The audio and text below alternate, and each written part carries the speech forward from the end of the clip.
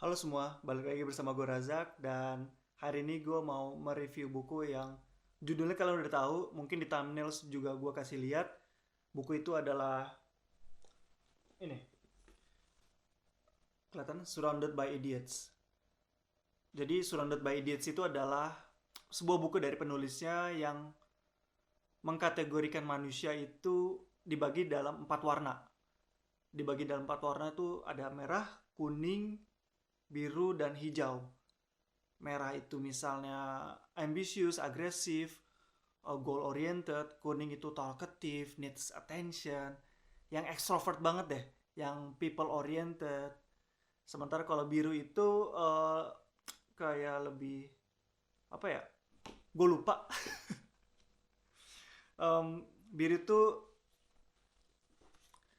systematic, distant, conventional, correct, objective, structure, analytical, perfectionist, perfectionist needs time. Dan ya, tadi satu lagi warna hijau. Hijau itu patient, relax, self control, reliable, composed, loyal, modest, understanding. Jadi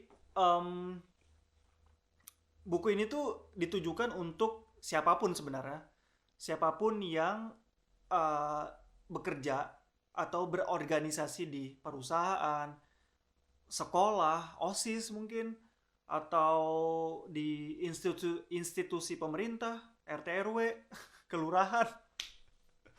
Em, jadi karena ini ya, mungkin karena gua kerja sebagai desainer.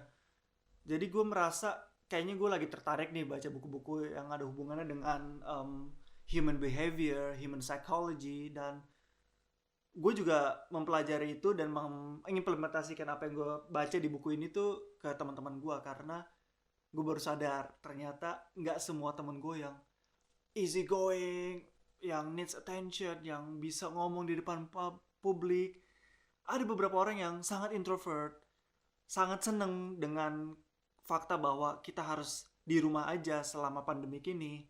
Dan terbukti memang kita semua bisa bekerja di rumah, tergantung jenis pekerjaan kita. Dan itu terjadi di beberapa teman gue yang ternyata totally the opposite, tapi ya jadi dinamis gitu. Jadi buku ini tuh gue kebetulan belinya paperback, harganya sekitar 15 euro. Gue nggak tahu di Indonesia apakah sudah masuk atau enggak. Dan ini gue baca buku dalam bahasa Inggris. Buku ini tuh dia dibagi dalam beberapa chapter, di mana chapternya itu tuh kayak menceritakan karakter si merah, si kuning, biru, dan hijau. Dan dia fokusnya tuh di ini, di fokusnya di organisasi dalam kantor. Dan dia juga selain menceritakan karakter empat warna tersebut, dia tuh kayak si penulisnya ya menceritakan situasional, kayak misalnya bagaimana sih empat warna ini dalam menuntaskan sebuah masalah, dalam bekerja sama melihat sebuah goal, atau situasi seperti kantor gathering lah, mau bikin party, siapa yang sangat excited dalam mengeluarkan ide-ide, misalnya si kuning yang paling runut dalam uh, menyusun sebuah pesta itu tuh misalnya biru. Sementara hijau itu adalah orang yang ya udah santai aja, relax. Mereka nggak suka dengan perubahan yang drastis misalnya.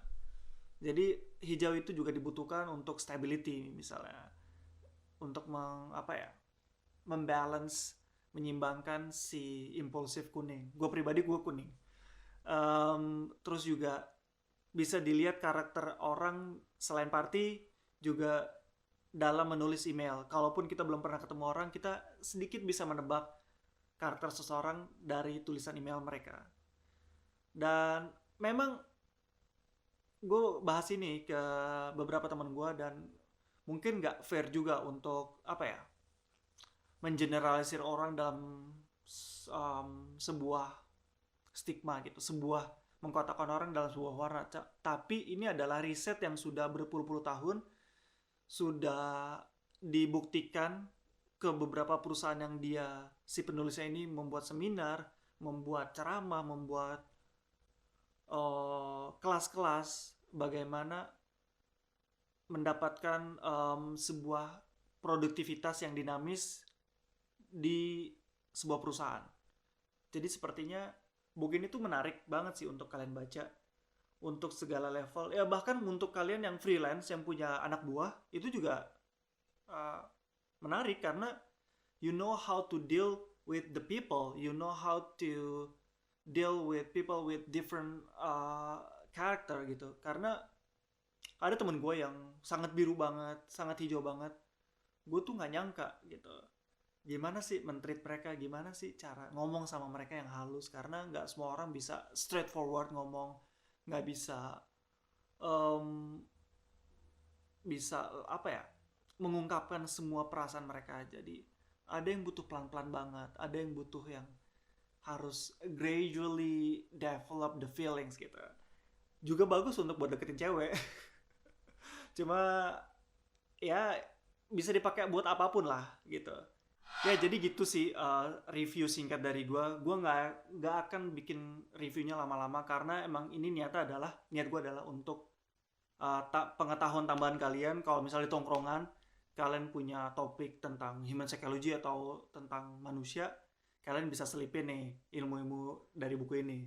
Jadi itu aja sih, dan selama pandemi ini gue akan banyakin review buku, atau tanpa pandemi juga gue akan banyak review buku karena banyak banget buku yang pengen gue sharing ke kalian. Jadi kalian nggak perlu baca, biar gue yang baca. Dan udah sih sekian dari gue, itu aja. Sampai ketemu lagi ya. Bye.